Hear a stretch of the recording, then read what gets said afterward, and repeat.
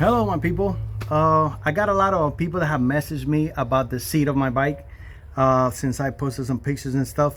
So I figure I make a little video and let you guys know how I did it. I'm not gonna take the seat apart because it's a bit of a pain in the ass to do, but I could show you what I did, and you guys will be able to tell. So to begin with, your bike is gonna have that back end over here. And what I did is, of course, I took all that out and I removed the fender, everything. And when you get the seat comes with these brackets right here. It has them on both sides, as you can see, right there. So what I did is I took this section of the bike out, which is these two bolts right here. When you take this section out, there's gonna be a thinner. Let me get a better angle. There's gonna be a thinner section right here. I don't know if you could tell right there.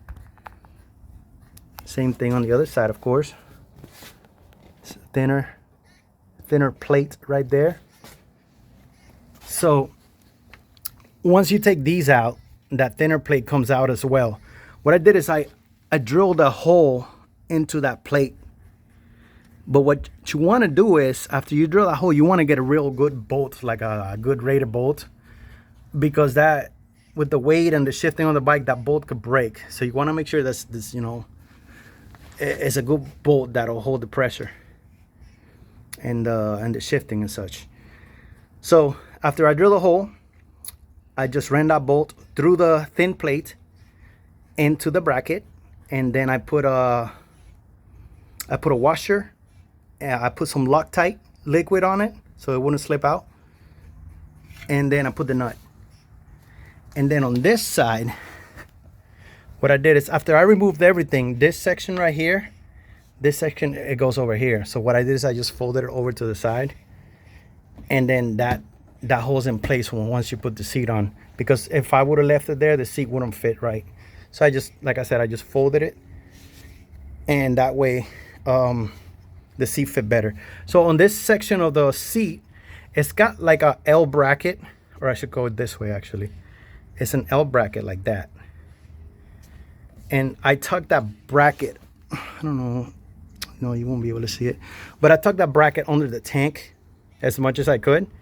And then I took a metal zip tie, and I just zip tie the shit out of it. You could use maybe like a thicker zip tie as well, or they sell the metal ones at Home Depot, and it's held on. And I ride this bike pretty regularly, and I've never had issues with the seat moving, never had any type of problems with it. So it was as easy as that, you know. Now, just to let you know, once you do that, this section of your bike is gonna stick out like that much. I had a new piece welded on here because I didn't like that look. So if you can live with that, then go for it. If not, you're gonna have to do some mods into this area. And as you can tell, I just got a 1 inch or 3/4 piece of welded on here. Oh, and once you take the old seat out, it had like some brackets on this side to hold the seat in place, and I just use those brackets for the signal lights, for the turning signals. So don't get rid of those, because they come in handy, you know. They come in real handy. And that's about it, man. That's about it. She rides good. Oh yeah, one more thing. Once you put the seat on this bike, if you're gonna choose this specific seat, the height where you're sitting on the bike is gonna go up. So me being a taller person, when I had the stock seat, I look fine in the bike. But once I put this seat, which is flatter and it sits up a little higher, you kind of look a little, you know, a little big on the bike. So that's one thing that I don't like as much. But I'm gonna hopefully see if I could raise the tank, and that maybe will make up for it. So there's a few elements to changing the seat of the bike. but it makes it look completely different. I get a lot of compliments on it. A lot of people stop me and they ask me, wow, that's a Harley? I'm like, yeah, it's a Harley. It doesn't look like a Harley. I'm like, yeah. Well, you know, I try to make it look like my own bike instead of everybody else's. And it's worked out well. These big tires, these big fat tires, once you, if you want to upgrade into bigger tires, once you get this seat on dips and speed bumps and stuff, when you're taking them real fast, your tires are going to rub a little bit. But that's only when you take either of those two, you know, either a speed bump or a dip. Otherwise, it rides perfectly fine. And then this front tire here, I had to remove the front fender, because once I put on the new tire, the fender didn't work anymore. It didn't want to fit.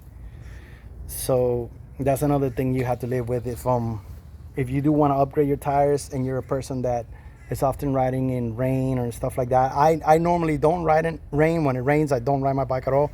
So I didn't care to lose the fender, but you will get wet, because there's been days where I'm out riding and it just starts raining and I go back home and my face will get soaked. You'll get hit right in the face.